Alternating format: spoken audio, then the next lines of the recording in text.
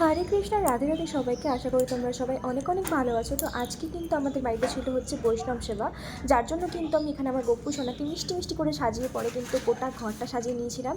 আর দেখো এখানে কিন্তু সমস্ত কিছু ফল টল আমি কেটে নিয়েছিলাম। আমি তুলসী মহারানীকে এই ভগবানের বাদিকে দিয়ে দিয়েছিলাম।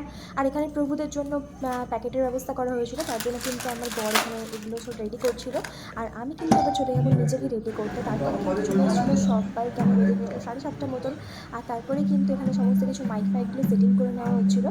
তারপরে কিন্তু আমাদের একটু পরে পাঠ শুরু হবে রাধা মাধব আরতি। আরতি তারপরে আরতি শুরু হয়ে গেছে, তারপরে সন্ধ্যা আরতি, তারপরে হবে পাঠ, তারপরে ভজন হবে, অনেক অনেক অনেক কিছু হবে। এই দিনটার জন্য কিন্তু আমি অনেক দিন দিয়ে ওয়েট করছিলাম। দেখো এখানে কিন্তু আমার বান্ধবী গোপাল, আশেপাশে যারা ছিল কাকিমা যাদের বাড়িতে গোপাল ছিল, আমি সবাইকে আগে গোপাল নিয়ে আসতে বলেছিলাম। তো দেখো এখানে সবাইকে কতটা সুন্দর লাগছে দেখতে, জাস্ট চোখে ফেরানো যাচ্ছিল না।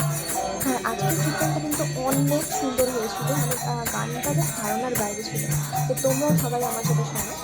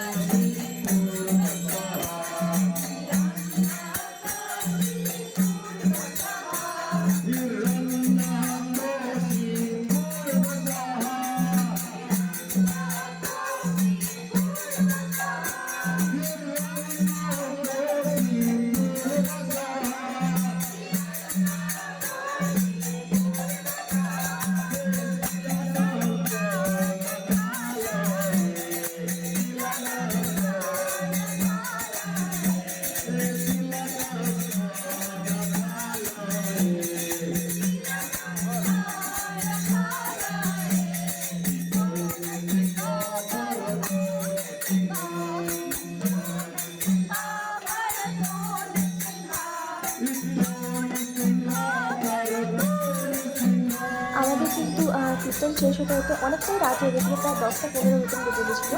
তো চলো এরপরে কিন্তু তোমার সাথে দেখা হবে নতুন একটা ভিডিও। ততক্ষণ কিন্তু সবাই সুস্থ থেকো, ভালো থেকো। আর হরে কৃষ্ণ আর রাধে রাধে বলো।